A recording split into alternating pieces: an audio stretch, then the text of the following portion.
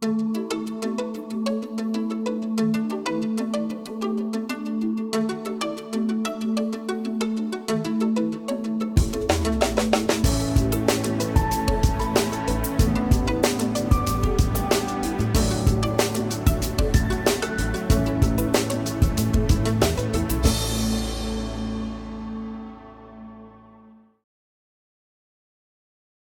and welcome to this Affiliate Summit West panel on affiliate program management, how to set it up properly and what to do to manage it in a healthy way. Now, this is going to be one amazing panel, and here's why I believe these panelists to be a really great team. None of us are actually theorists. We're all practitioners. We do this from morning to night. Some of us more than 5 days a week. So you'll actually, what we'll do with this presentation will actually be a mixed presentation. I will say some things, then Kim, then Amy, then Karen. But let's start with introductions. I'll introduce myself beyond the AM Navigator part. AM Navigator is an OPM agency that I run. So there I manage affiliate programs. I also wrote 2 books on affiliate program management, one of which, Affiliate Program Management an Hour a Day, I'm going to give away today at the end of the session. I have 3 copies of this book, which I will personalize for you. If you stick around, ask 3 good questions, not the same person. So the first 3 people who ask their questions, make sure they are good. I will give you a copy of this book. Besides this, I blog, I write articles. Last year I've launched a very niche, a very specific conference devoted to affiliate program management called Affiliate Management Days. We have one in San Francisco this year, and we're launching internationally in London in May as well. Now with this, I will let the rest of the panel introduce themselves, and then we'll go on into the presentation part of the panel. We'll structure it this way. We'll have a presentation part, and then conclusion and some question and answer time. Hi, thanks for coming. I'm Kim Salvino. I'm currently Director of Publisher Development for performance marketing agency Chateau 20. And historically, I've been an in-house program manager and worked at a network as well. Hi, I'm Amy Ely. I am currently the affiliate manager for Under Armour. I manage the US, Canada, and UK programs and have a network experience as well. And my name is Karen Garcia, and I own the OPM GTO Management, and I've been managing affiliate programs since 1999. All right, so today we are going to walk you through 8 steps, really looking at what builds up a good, healthy affiliate program, and then what you need to do on a daily basis to maintain it well, to have it grow.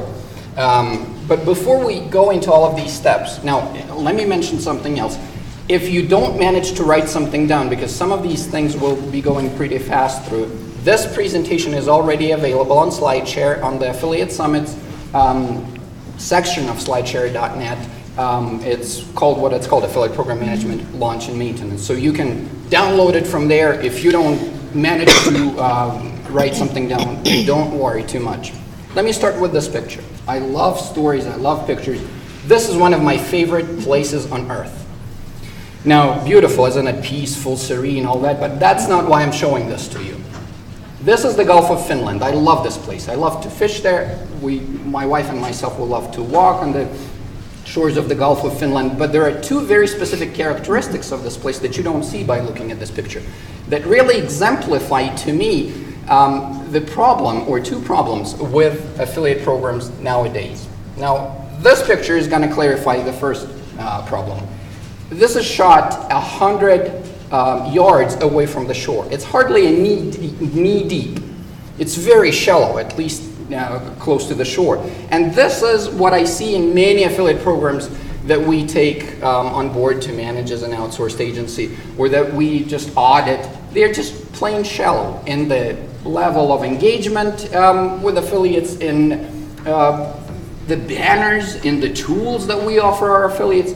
So I urge you to avoid being shallow. And secondly, I told you I fish. So in the Gulf of Finland, now it's a part of Baltic Sea, right? Salt body of water. I catch perch, pike, walleye. What are these? Freshwater fish species. Now, a paradox, isn't it?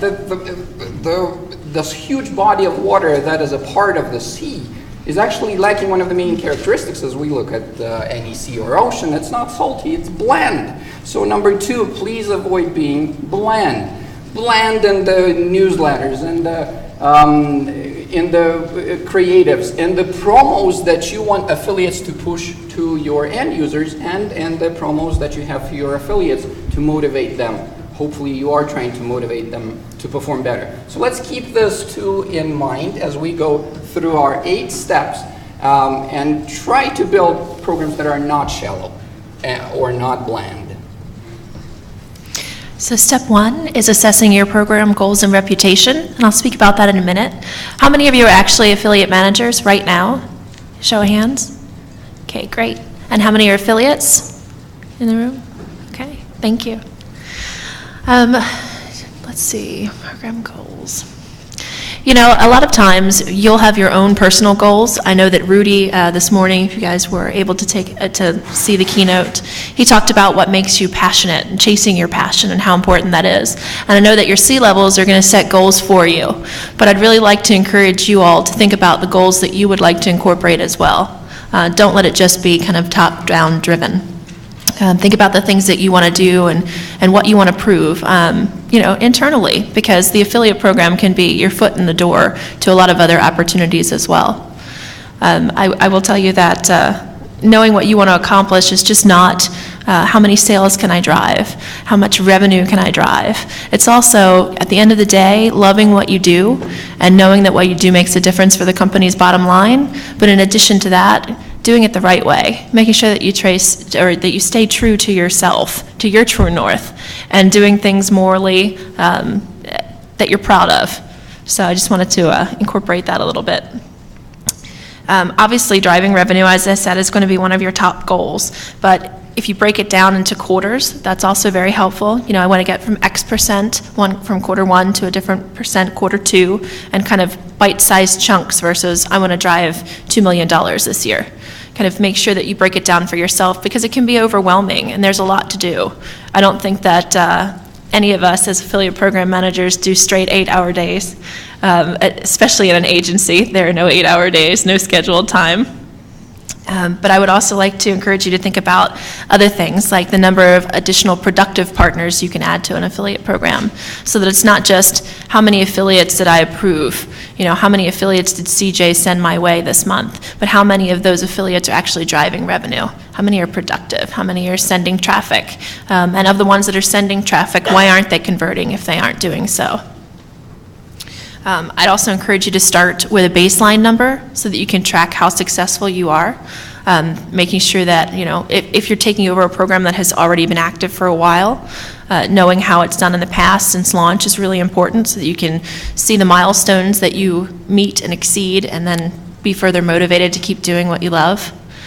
And then just seeing the improvement in the number of partners that are productive will kind of motivate you to just keep doing the right things. That what's working, what's not working, what can I tweak? Do I need to send more newsletters? Do I need to add additional creative? There's always something to do.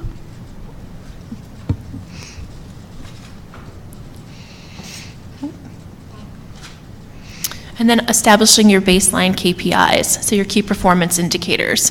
You know your goals now. How are you going to get there? How are you going to track how you've gone from point A to point B? And every program is going to be different. It could be you want to measure the number of new customers that are being driven through the affiliate program. Could be the number of confirmed bookings if you're a travel merchant, the average order value. Those are all important key factors to pay attention to. And also understanding what the current percentage of revenue the affiliate program is driving for the company overall, so that way you can use that number as it increases as a way to get your foot in the door with the C-levels as well.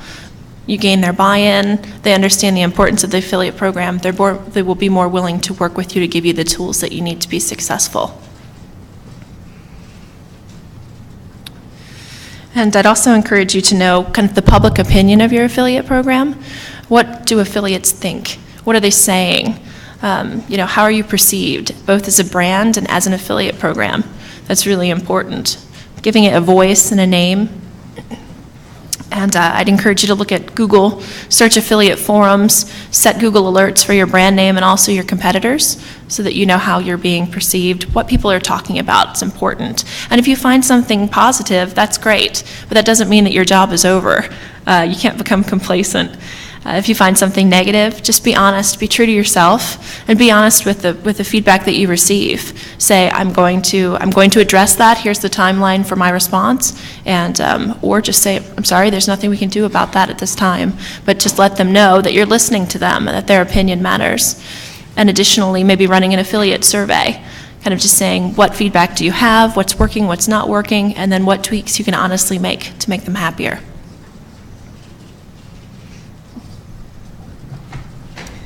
All right, moving into the competitive landscape, one of the key takeaways here is that you can have one of the strongest brands or one of the best programs that you think to be working with, but if you're not competitive, affiliates are going to choose other options. They're going to go where the money is, where the tools are, where the support is. So you want to make sure that you're setting up your program for success from the very beginning and take an objective view of the competitive landscape and really put yourself in the affiliate shoes.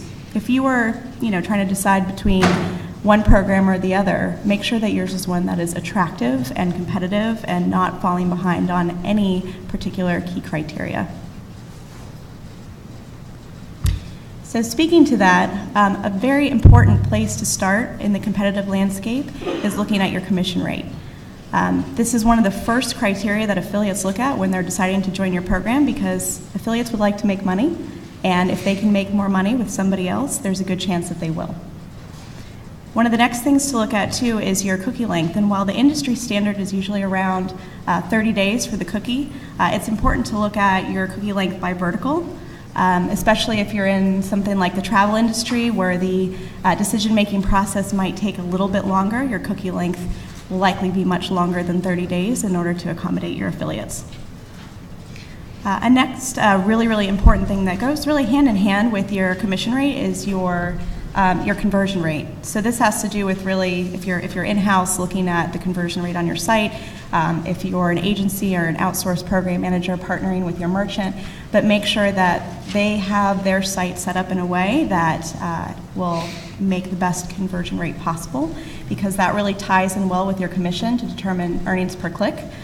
Which is one of the key criteria that affiliates will be looking at in order to assess if your program is one that they consider a top performer and one that they're going to continue with. Another key piece is your creative suite. It's important, yes, to have all the basics and all the IAB standard sizes, as well as a few other creative options, but look at what your competitors are doing. Do they have more deep links that are accommodating particular affiliate verticals? Do they have more banners that are relating to verticals within their field? If there's something that they're offering that you're not, that's pretty much an easy fix to add that into your program as well. Another really important part is your feeds and your tools. It's important to make sure that you are providing your affiliates with all the data and tools that they need in order to be successful, and it really shows how invested you are in your affiliate success. If you're giving them absolutely everything that they can use to promote your program, and all of those resources are on the table for them, then they're going to be much more successful with your program. Another important piece here on the slide, terms and conditions. Now, it's very, very important that you have strong terms and conditions that are very solid and cover all the bases. I know that Geno is talking to that a little bit later as well. But it's also important that you see how your program terms compare to your competitors. I mean, if you have set yourself up to be completely impossible to work with in comparison to one of your competitors, then affiliates may choose to work with the competitor instead. So these are all very, very important things to consider when you're assessing the competitive landscape.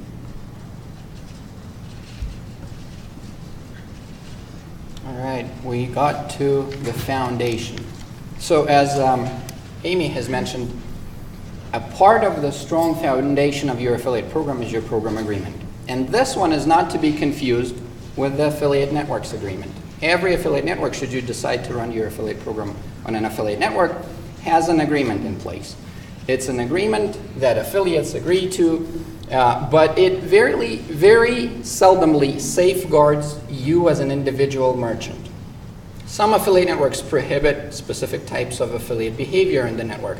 Now, none will actually prohibit anything that's specific to your trademarks or to the promotional methods that may not work in your program. I'll get to this in a second. Now, the second reason why it's important to have an affiliate program agreement is not to end up like this bird. It's a dodo. You've heard the name. That is a dodo. Now, you don't know the origins of the name, or most of you who have not heard it in one of my other presentations may not know it. Back in the 17th century, it was totally exterminated. It lived on the island of Mauritius to the east of Madagascar in South Africa. It was exterminated by hungry sailors who were looking for food. The bird wouldn't run away from them. All because the bird exhibited what biologists call ecological naivete, where it didn't have defensive behaviors or mechanisms to fight the new predators. And by analogy with this, I've coined this term, merchant naivete. So very many merchants run affiliate programs without affiliate program agreements. Now, this is one of your basic defensive mechanisms that you must have in place to deal or to protect yourself from predators. In the affiliate program agreement, don't bother writing all of these down. The presentation is available on SlideShare. At the end of the presentation, I'm gonna give you a link to the sample that you'll be able to use. Try to really soak this in and understand why it's important. Number one, coupons and discounts. What are your policies about coupons and discounts, affiliates? What coupons may they use? If they may use coupons, may they harvest them, the coupons that you distribute through your email lists or through your social media channels? As far as trademarks go, how may they use your trademarks, if they may, in paid search or in domain names? And as far as search engine marketing goes, that's a whole different type of sub-policy in your overall affiliate program policy, where you want to really make it explicit from the start, whether you allow deep linking, whether you allow not deep linking or direct linking from the paid search ad. And pretty much the same thing is displaying your merchant URL in that paid search ad. Do you allow that or not? Because then the affiliates that are engaged in this will be in direct competition with your own paid search marketing efforts. Do you allow bidding on trademarks? What about trademark plus terms like your brand coupon or your brand promotion code or your brand review? Number four, policies on loyalty affiliates. And loyalty affiliates can be wonderful, but in some programs their promotional method is not working with some programs. We were managing one program for an insurance company that was looking for leads. Now the loyalty affiliate, we were paying $10 per lead. One of the loyalty affiliates would start paying $5 per every filled out application form. Is the end user really that interested in that policy, in that insurance? No, they are interested in getting the cash back. So in certain models, specifically in pay-per-lead models, loyalty affiliates may not be the best match. Number five, email marketing terms. Have those in place as well.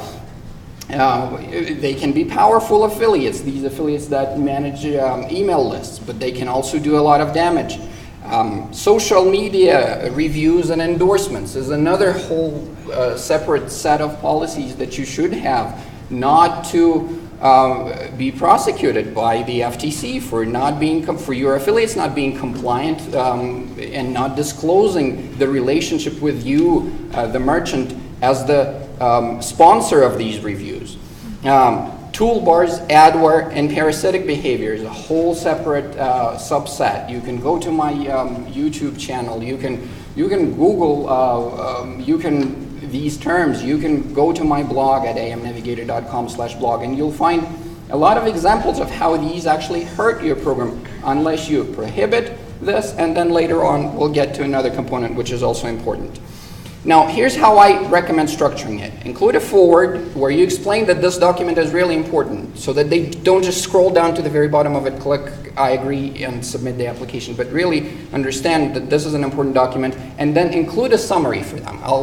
In a second, I'll illustrate why this is so important to have a summary of key terms before this long legal verbiage of your affiliate program agreement. All right, now here's a sobering truth. Here's why the summary is important. We've polled affiliates and asked them, so how many of you actually read the whole agreement? The vast majority honestly answered, rarely or sometimes. Only 26% said they always do. So the fact that you have that agreement in place doesn't necessarily mean that they've read it. Include that summary to make it easier for them to read it. The second element of the strong foundation that you want to build is your creative selection, or banners, text links, widgets, where you want to include the common sizes, where you want to include the sizes to replace AdSense units. If you're recruiting new affiliates and they're already monetizing their website through AdSense on the site, offer them sizes of banners that they can place instead of those, or in rotation with those. Analyze what works for your competitors, and I'll mention a thing to keep in mind as you do that competitive analysis, which was actually somewhat touched upon earlier. Create affiliate-friendly banners. I'll show you what is affiliate-friendly and what is not in a second. Deep link as much text links. When it comes to text links, deep link them as much as possible to your bestsellers, to your best-selling sections, because affiliates, very often they cannot modify the link itself. They just grab whatever it is linked to and link through the affiliate URL. And finally, the data feed as well. If you are a product merchant or a retail merchant, include a well-categorized, regularly updated data feed. Now, as far as banners go, these are the sizes. You'll be able to grab them later on from the presentation, but I've marked the AdSense sizes on it, and then there's an overlooked opportunity, the 88 by 31 button. Very few merchants have that, but very many, comparative shopping websites do want to have that, at least with your logo on it. You do want to have that button there. And you see all of the standard sizes there. As far as analyzing your competitors' banners, it's extremely helpful to even analyze the wording, and you can sort them by, say, EPC, or the average affiliate earnings per 100 clicks on a certain creative, on a banner. And when you do that, here's the thing to keep in mind. Skewed metrics. Look at banner 1 and banner 2. Now, I've logged into, this is Commission Junction, as an affiliate. And you can all open affiliate accounts. Merchants, you can open affiliate accounts to spy on your competition. Now, look at banner number 1 and banner number 2. Are they any different? Well, I'm sort of, not giving you the whole story. The second slide, it's an animated banner. It is a little different, but not that different to yield a four-fold difference in EPC. Banner 1 is not that much better than banner 2. Banner 1 is just banner 1, and many affiliates, when they log into their affiliate interface, they would just grab the link to the very first, from the very first link that they see on your selection of banners. So that first one will always be skewed. So keep that in mind as you analyze, as you sort your banners by EPC. As far as common banner mistakes, let me give you some mistakes and some examples. Poor graphics. I can hardly read what this says. Unreadable font. Pixelized, that is very hard to read. Phone number and URL. That is, when you put that on a banner, that's a leak. The affiliate perceives this as a banner with a leak. Someone can just pick up the number and call that 1-800 number or 1877 number there, bypassing the affiliate click. The affiliate earns no commission. You're not creating affiliate-friendly banners. Same with the full URL spelled on the banner. Theoretically, the end user can go to the address bar and type it all in without clicking the banner. Number 4, excessive animation. Very, very Vegas style, isn't it? Number 5, missing call to action. Beautiful images, but when they're in the sidebar of an affiliate website, the end user may think that this is just a pretty image, and they wouldn't think of clicking it. You got a call to action. You got to ask them, click here, reveal now, redeem coupon. Poor contrast. White on light yellow is just not very readable. Or this is a very common one, no line around the edge. Very simple, isn't it? But look at how it looks on the white background. It just doesn't look very well. Here's some good examples. Now, all of these have calls to action on them, line around the edge, beautiful graphics. They don't have leaks, phone numbers, or URLs spelled out. You can pull these up later in the presentation to guide you in the process of creating your banners. And finally, as far as the strong foundation of your affiliate program, Support that program through every single communication channel available to you, from a frequently asked questions section to your blog to all social media channels. Very few affiliate managers are using Twitter and Facebook, but those do work as a support of an affiliate program. Think like an affiliate and anticipate questions. Share key information about your program. Start with that FAQ section, which is going to be search engine friendly and well indexable. Now, when you run your blog, an affiliate asks you a question, answer that question, ask them for their permission, removing any sensitive information to answer it in the open for the benefit of others.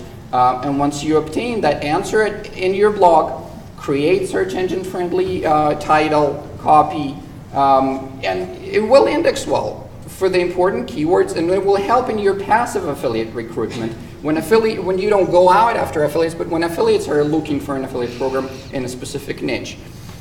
So do pay attention to this as well. Step 4. Step 4, on to confirming, tracking, and reporting. So we've been talking about a lot of different steps with making sure that you have creative ready to go, make sure you've assessed your competitive landscape, you have strong T's and C's. You're really starting to build a great program. But even if you build the most successful setup for success, if you miss the most critical piece, the program is not going to succeed. You need to make sure everything tracks properly, affiliates are getting paid, that everything is running smoothly, because in some cases you've got one shot to impress them, and if they realize that the program is broken or not working properly, they'll move on and they'll promote somebody else. So there's lots of different things that you can test. One of the important things is to make sure that your cart and your checkout process is running smoothly across all browsers. Test IE, test Safari, test Chrome. Make sure that the experience is great for the customer, because then the affiliate that's driving traffic to that page is going to have more success with them turning into a conversion and therefore a commission for their program. In addition to making sure that that piece is running smoothly with the shopping cart, you have to make sure that it's actually tracking.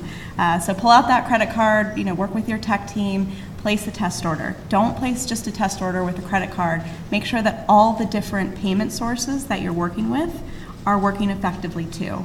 I know I've seen many programs that have PayPal, they have Bill Me Later, they have Google Checkout, all different types of ways that a customer can actually complete the sale. So make sure to test each and every single one of those before setting that program live. It's also important that if you're working with multiple networks, to make sure that each and every one of those tracking pixels is working properly, that they're working properly together, and that the right information is going to the right network. Otherwise, your affiliates might not be getting credit for what they should be. But the really important thing here on this slide is get all of your ducks in a row and make sure to do all of this testing before you introduce your program and roll it out to your affiliates, because they will test it. And they will definitely look for any problems in the process. And so it's very important to take care of that up front, because it could be a deal breaker for somebody that could very well be a top performer for your program. Really an extension of this is making sure that you're mobile ready. I mean, there's a lot of sales that I know that we've personally seen have been transferring to tablets and to multiple smartphone devices. So taking a look at what is most popular on mobile, the Safari and Chrome browsers, it's really important to make sure that that tracking is working properly as well, so that any sales that transfer onto those devices that the affiliates are getting credit for. And I know that's a challenge that many advertisers face as well, is to make sure that there is tracking on mobile devices. So just make sure that's clear for your affiliates and there aren't any surprises for them. And also it's important with some of those banners that Geno was showing earlier, if you have something that's flash or flashy, I mean, obviously we weren't all big fans of that one particular example, but flash just doesn't work on some devices. So make sure you have the core sizes and the core formats that are going to work across all the different screens that your customers can be looking at. Reviewing your affiliate list, step 5.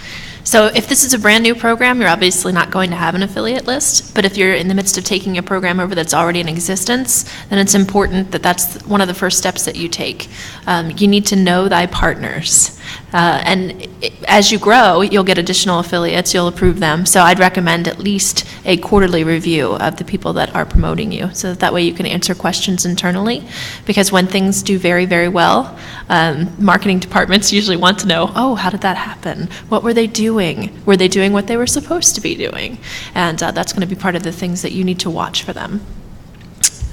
Check the placement on your site is also very important, making sure that they're using promo codes that you allow, making sure that everything is accurate, that the spelling is right, of course, that they're using the right logos, that all of the offers that are listed haven't expired, that they're available and ready to use. Okay. And then knowing how they're promoting you exactly. Is it content? Is it a coupon site? Is it through email? Is it paid search? And if they're doing those things, are they following the rules that you set forth in your T&Cs? Are they bidding on your brand? Are they bidding on your brand plus term? Are they allowed to do that? And you'll find some specific partners that you'll be willing to bend the rules for or test from time to time. So maybe there's a partner that you will allow to do trademark plus term because you've gotten this relationship going with them and you know that they're going to be able to work within the realm of your specifications. I'd also recommend kind of getting a little bit of a group together of other affiliate managers, people that you feel comfortable conferring with on a regular basis so that you can bounce ideas off of them because they're working with these same affiliates, if it's a coupon or a search affiliate, and getting their feedback from time to time, making sure that they're doing the right things in their programs, Googling the affiliate by name. Affiliate forums and affiliate managers do talk, and they will post things, so just recommend just taking a look there and making sure that the information that you find is on the up and up. All right, so you've developed this fabulous program. You figured out who you want to work with, but it's also important to determine how you're actually going to be communicating with these fabulous affiliate partners that you're going to be working with. And it's important, too, when you step into a new program or you're taking over an existing program, is to really kick that relationship off right and introduce yourself. I know it depends on what else you're working on, your bandwidth and your time of day that you have to devote to the affiliate channel, but this industry is about building relationships. So once you have the program set up and ready for success, it's important to send out an introductory newsletter, an introductory message, explain who you are, how they can get in contact with you, some of the changes that you have made to an existing program, or some of the attractive things about the program that you're creating in order to really just kick off that relationship right. Once you get past how you're going to handle the introductory letter, it's important to figure out, what's your newsletter plan? What's your cadence around how often you're going to be sending affiliate notifications? But as Geno alluded to earlier, it's also important not to be bland. It's good to get ahead of your promotions and product launches and things that are going live on your site and make sure affiliates are well aware of that far in advance. But it doesn't help just to broadcast and blast information if there's no need for it. If something's coming up, make sure the affiliates know, make sure that it's relevant information to them. Even better if you can send one-to-one communication and really make sure that they know how that information is going to help them and why it's relevant to them. That's really important as well. But don't just fill a newsletter with information that's going to fill their inbox, because then they'll stop paying attention to the newsletters that you're sending out. But some of the key things that we found particularly effective in newsletters is, making sure that there's a sense of what bestsellers are available with that particular merchant, what upcoming product launches and promotions, as well as any, free shipping, anything related to coupons for your coupon affiliates. And if you're heading to an event where you can meet any of them face-to-face, make sure that they're aware and try to schedule some meetings with you to make that connection as well. Most of all, in these communications, have a personality, build trust, make sure that you are open to feedback, because whatever any one particular affiliate says to you, I'm sure that there are many, many others that are thinking it. So accept it graciously and realize that nobody's perfect. It's wonderful to make sure you have that open line of communication with your affiliate partners.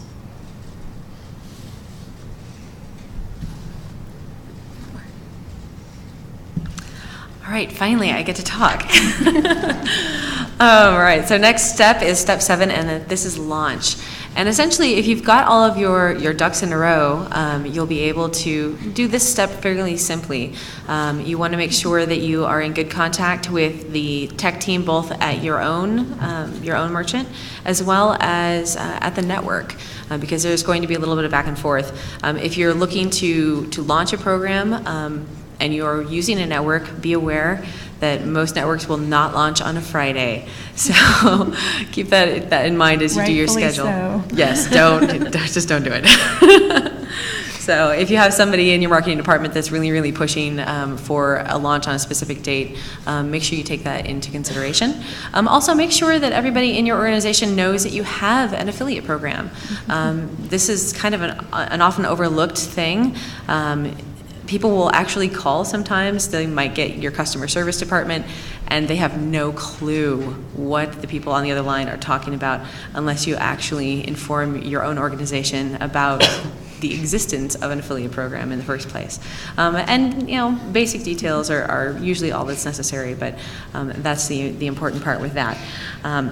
So let's go ahead and move into kind of your day-to-day maintenance of a program. Now, how many of you currently have programs that you're managing that are live?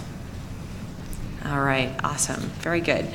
All right, so there's several things that you need to do on a regular basis with an affiliate program when you're managing it.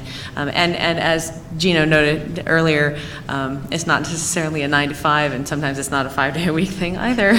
So a lot of us do answer emails on the weekends and things like that. But the first thing you have to take a look at is the growth of your program. And it's not necessarily a quantity type of game, it's also a quality game. You want to make sure that the affiliates that you're approving into your program actually fit what your goal, what the goals that you've set for yourself.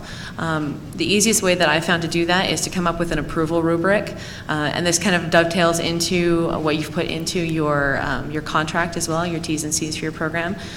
Make sure that you have decided, are you going to allow coupon affiliates into your program? Are you not going to allow coupon affiliates into your program?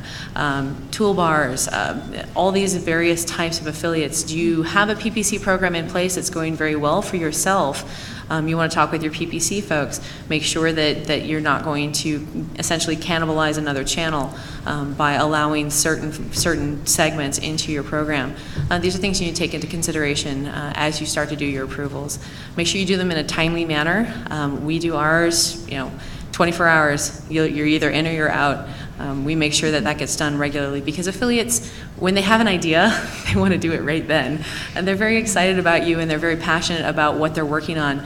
But if you don't get them an approval for 2 or 3 weeks, they've moved on, and you've lost that opportunity.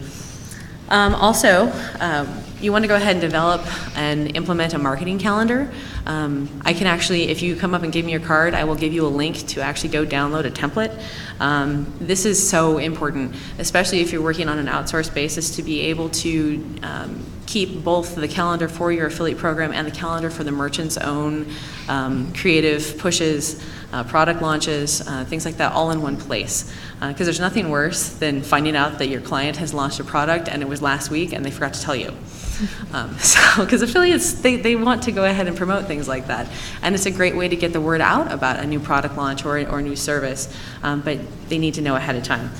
So look past just the regular holidays. I know a lot of, especially if you have a product line that is gift oriented, you're going to be hitting the big guys. You have Christmas, Mother's Day, Valentine's Day, things like that. But look past those regular holidays for things that are specific to your particular merchant. Like one of my merchants, they sell bowling shirts, and all the bowling leagues, they start in September. That's important to that particular merchant. So make sure that you've taken that into consideration and factored it into your calendar. Also make sure you include creative updates on that, so you do those in a timely fashion, and you have them ready to go ahead of time. Let's see here, ongoing recruitment. Recruitment, this is always a stumbling block for a lot of programs.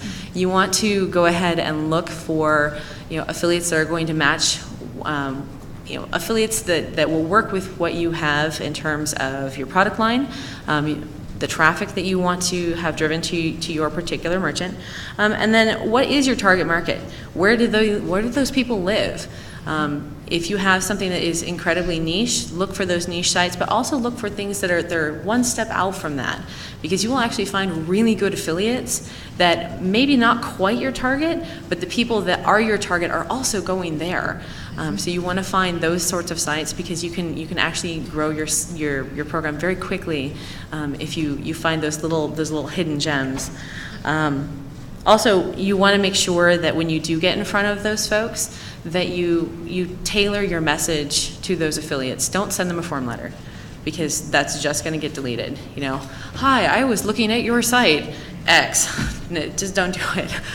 Actually take the time, because you want to develop this relationship with this affiliate, and you want it to be a long-term relationship. So you can't just expect them to respond to, you know, essentially the form letter that they get in their mailbox, because they just won't. And then the other thing you can do in terms of growth, especially if you have a program that has been ignored for a little while or wasn't a priority for your organization, activation is really, really key to, you know, maintaining the growth of a program. If you have somebody that was excited about you, you know, and for whatever reason dropped off, reach out to them, contact them, find out how can we work together again, what can I give you that you need in order to promote me. You know, sometimes it's just that they've changed focus, sometimes they've forgotten that they deleted a page that you happen to be on. You'd be surprised. So make sure that you're doing that outreach to your current affiliate base as well, because that's also very, very key. Did they go forward? No. Nope. Which way am I going here? One more to the right. To the right. One more? Okay, perfect. All right, so creatives and feeds. Avoid the Valentine's Day turducken. This is hilarious, actually. I cannot tell you the number of programs that I look at where people contact me to take a look at their program, to ask about, you know, well, why isn't my program performing? Well, that's because it's Valentine's Day and you have Thanksgiving Day stuff up. You know, and that's the only banner set you happen to be promoting. So make sure that with your creatives that you're actually keeping them updated, so people can use them. There's nothing worse than joining a new merchant and being excited and discovering that none of their stuff is usable. So ensure that you actually have updated your links. Make sure that if something is expiring, you do have something in place, even if it's just a branding banner. If you've got a graphic designer that's running behind, make sure you have something that you can replace that banner with, because people aren't going to click on it either. So an affiliate that has up an old offer, an old promotion, an old coupon, nobody's going to click on it because it's going to say that the coupon's expired. So to keep that traffic going, make sure that you've taken care of that. Also, keep tabs on your demographics. If you have launched a new product line or a new service that targets a different demographic, you might find that your demographic from a year ago has really changed. So that will actually give you the opportunity to target other markets, which is exciting, because then you can get new affiliates into your program that maybe you hadn't had the opportunity to talk to before because they weren't quite a good fit. So review that occasionally, make sure that you've taken that into consideration. And then also, if you haven't automated your data feed, if you do have a product data feed, I would really encourage you to look into automation. It does solve a lot of manual issues. And then the other thing is make sure that it's updated regularly if you're not doing it on an automated basis, and make sure it's got good information in it. I would also encourage you to make sure that it is unique, that is not just your own your own product data feed, essentially with the exact same information as what you have on your website. Make it unique for the affiliates. It's that duplicate content thing that's just going to get you every time. And then make sure that it's spell checked, please, because there's a lot of bad information out there. But somebody's not going to click on a product that is deep linked if it's horribly misspelled, and as a merchant, it's your fault. So make sure that that's also taken care of. And then ask your affiliates what they want. There's so many new creative types out there that you can utilize, whether it's a top 10 list, like Amy mentioned before, of, here's our top 10 products for the week, whether you're using a widget to give them that, giving them custom content specifically for their page, letting them do a guest post, or doing a guest post on their behalf. There's a lot of things you can do to help, especially your top partners. And so ask them what they need, what they want, if they want videos, if they can actually help you with things. I've actually found some great resources in my own affiliates because they have other skills. So they're not just putting up links. So ask them because a lot of affiliates you'll find can give you a lot of great information about your own products that you didn't even know. So that's really, really good. Ongoing affiliate review. Now, you've seen this slide before, so I won't get into it too much, but essentially, make sure that you do this on a regular basis. You want to make sure that you know what your affiliates are doing. There's nothing worse than the CEO knocking on your door and saying, hey, what is this? Because it puts you on the spot, and then you don't know what's going on. So, And it happens. It does happen. So, make sure that anybody that is kind of falling outside of where everyone else is in terms of numbers, that you take a good look at. That includes somebody who's converting just out of the blue. You might have somebody who is coming in, maybe is your 25th affiliate, they're not in your top 10, but suddenly their conversion rate is spiking. You want to take a look at that. Make sure that what they're doing is right, and a lot of times it's okay. But if it feels wrong, reach out to other affiliate managers, reach out to to an OPM, reach out to your network, and track it down. Because one, you'll sleep better. And two, if that affiliate is doing something right, one, you want to reach out to them and make sure that they know that you're happy with how they're doing it. And two, you want to find other affiliates that can replicate that same type of concept. I would not encourage you to tell other affiliates what other affiliates do. Don't do that. That will be so bad because when they find out, they will be very angry with you. But to find affiliates that can essentially look like a different affiliate, you'll find everybody kind of falls in buckets for yourself, and then expand your program that way as well. And look for suggestions from your networks to help you with this as well. There's a lot of network tools that the networks provide. Every network has different ones in terms of keeping track of which affiliates you might be watching, so you don't have to keep it in an Excel spreadsheet or anything anymore. You can actually put them in groups or tag them, and it makes your job a whole lot easier. And that kind of gets us into compliance. With your compliance, this is of course managing all of those terms and conditions you put into place before you launch your program. You want to make sure that your policies are clear. If you're finding that you have affiliates that are constantly breaking your terms and conditions, perhaps it's not clear in your terms and conditions, and perhaps it's not, perhaps you've made something muddled. So you want to make sure that it's crystal clear in your terms and conditions what you want to have happen. Make sure that you communicate that to your affiliates regularly. We usually send out, if we have a keyword policy, we'll send it out every other newsletter. It'll be part of the newsletter that, hey, just a reminder, we have a keyword policy. That way they know that it's there. A lot of affiliates, it's just like that EULA, that when you download software, nobody reads it, and you got to make sure it actually gets done. Send regular reminders, of course, about that, and then have a plan for how you're going to deal with somebody who is breaking your rules. Does that mean that you need to involve lawyers? Does it mean that you need to involve the network? Decide what that plan is for your organization and be ready to implement it. There are a lot of available tools out there that can help you with this, both on the network level and on third party, and I'll turn it over to Geno to tell you a little bit more about those. Yeah, as far as compliance goes, this is how I like to portray affiliate program management, as a facade of a building that rests on 5 pillars or 5 columns. And I've mentioned that it's important to have the affiliate program agreement. Now, that agreement itself doesn't safeguard you from violations. Many will read through it or will scroll down to the bottom, tick I agree, join the program unless you're screening them carefully and know who the bad apples are and who are okay. And then you will get violations in your program. And so besides that affiliate program agreement that we've talked about, policing is so important. And the problem with many merchants is that they think that to police, they need to do it manually.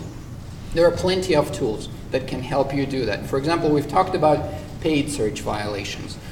There's a free resource, iTrademark Bidding, which you can, with some coding skills, you can make it work for yourself. It's an open source tool. Then there are some paid tools, which I've mentioned there, number 2, 3, and 4. Brand Verity's Poachmark is what I especially love because it gives you screenshots, it gives you timestamps, it gives you the exact path through which the end user is going to go once they click that affiliate ad. In addition to that, I've listed it only under paid search campaigns. They are now also letting you monitor coupons and social media. So a tool definitely worth considering. Search Monitor is another one, or the affiliate monitor by the Search Monitor. And then there's Ad Guru Trademark Insight. Analyze which ones of these are going to work for your objectives, and you can make them do this routine thing that you cannot do manually. In domain names, if you prohibit trademark usage in domain names, which I believe you should be doing unless your domain name is some, or your trademark some generic name like calendar, do use tools again. There's Citizen Hawk, for example, to police that on an ongoing basis. Here are our key takeaways before we get into the questions and answers, because I do want to give those books away and I do want to hear some good questions. But set clear goals and measures of success. Ensure that the program is competitive and stays competitive. Build a strong foundation on those program terms, creative, support, via various, all available communication channels. Constantly ensure that the tracking is working. Implement a good communication plan. Communication is to be constant and consistent, and it needs to be motivating too. Review that affiliate list, which we've talked about extensively. And finally, monitor compliance, create action plan, be proactive. Don't go to, I've always asked this. I ask people, how often do you go to a doctor if nothing hurts? And very few people raise their hands, and I envy those people because I should be doing it like that. But unfortunately, most of us don't go to a doctor when everything is okay. Now, with affiliates, on the contrary, we need to be proactive, meaning acting in anticipation of future needs, challenges, and changes, and equip them in advance before they've bumped into a problem. Be responsive, build strong relationships, and use their feedback to grow and support your program. With this, let me leave this on the screen, the resources which we've used in this presentation and which we'd like you to check out, including the terms of service template, including the book that I'm giving away. And then there's a book that's an ebook that is being offered for free today, and Karen has a couple of words about that before we break into questions and answers. So let's see here. I believe the URL is up there. Yes, it is. Okay. So if you go to merchantabcs.com/free, it's actually an ebook that myself and Amy and Kim all participated in, and it's free until midnight if you want to go ahead and grab it. If you can't get it today, it will actually be up on Smashwords, I believe next week, for free as well.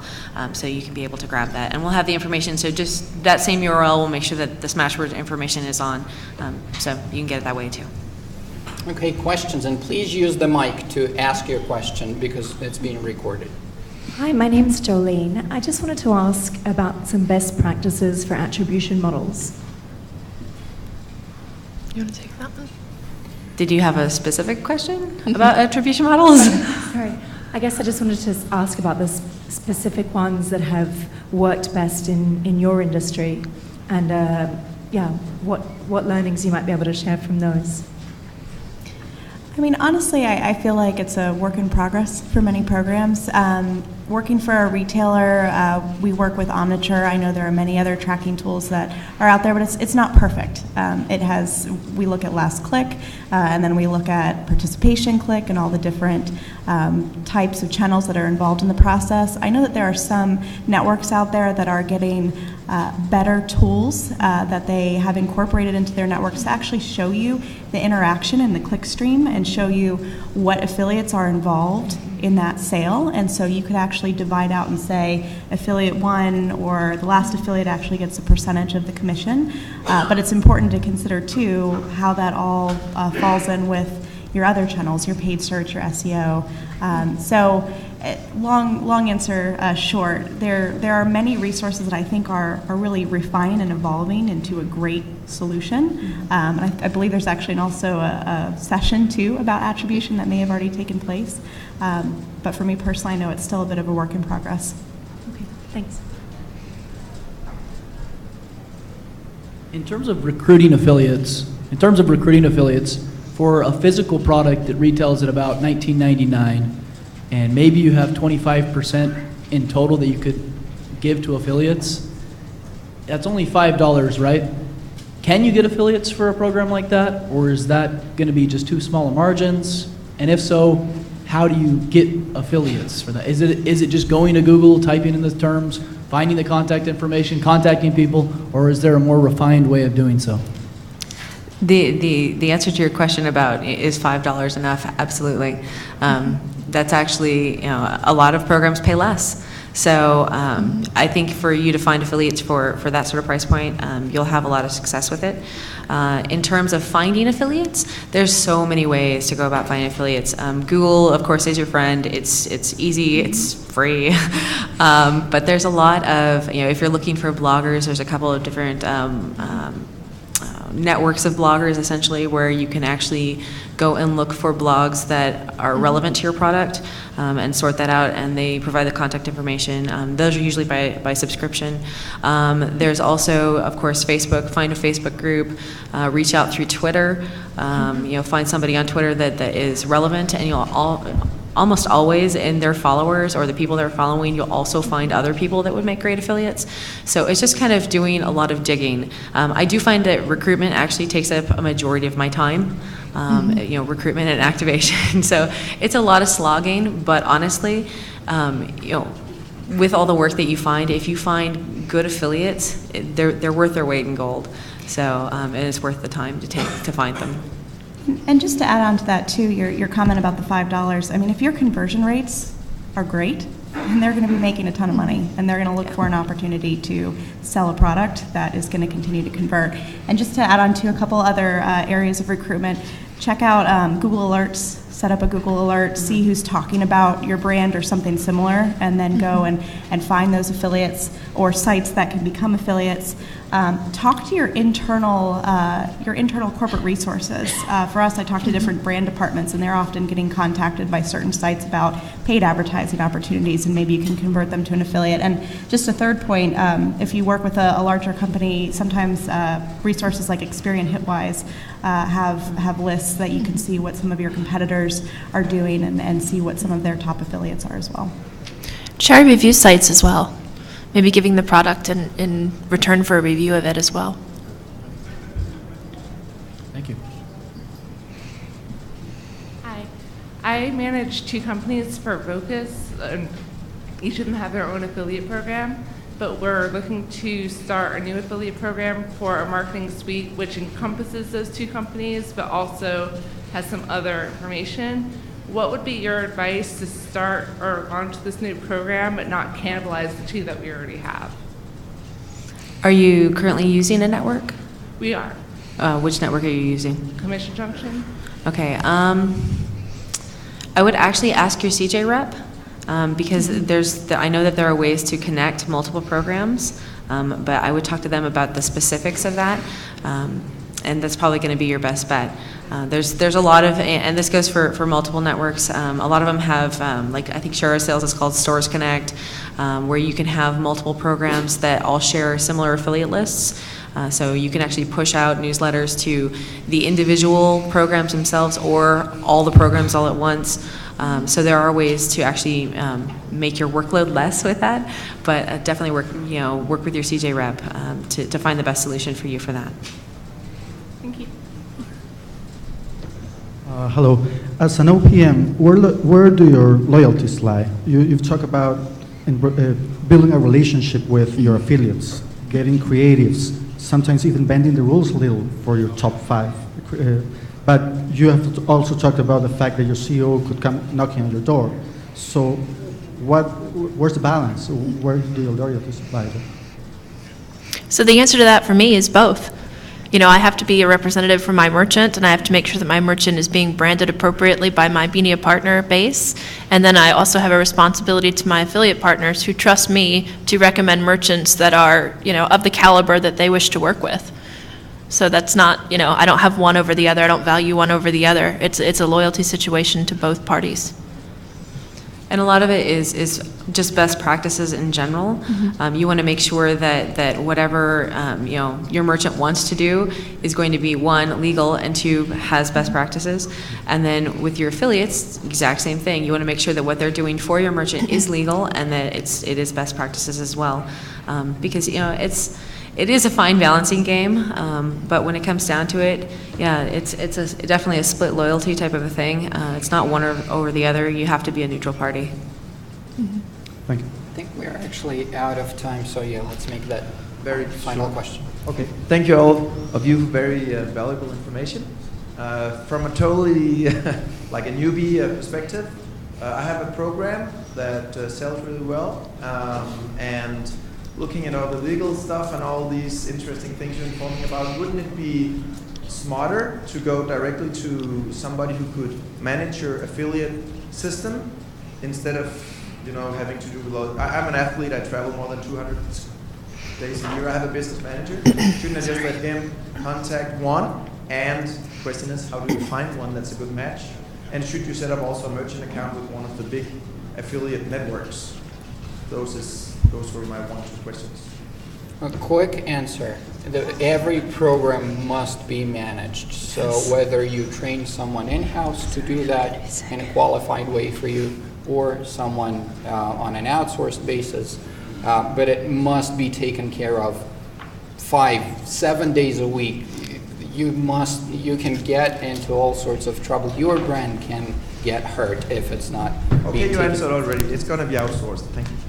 And the second one, How do you find one? Yeah, the match. Look around. Some OPMs are actually specializing in specific niches. They have better contacts with, say, travel affiliates or electronics affiliates. Look around. I actually run a LinkedIn group on affiliate management. We have nearly 2,000 professionals there, and you can post it as a job opening. You can post the same thing also on the Affiliate Summits forum, and you will actually get a lot of applicants. Thank you very much. Thank you all. You've been a great audience. Thank you. And those who won the books, please come to me, and I'll autograph them. If anyone has unanswered questions, we'll stick around. You can just come up to us. We'll be more than happy to answer them. Thank you.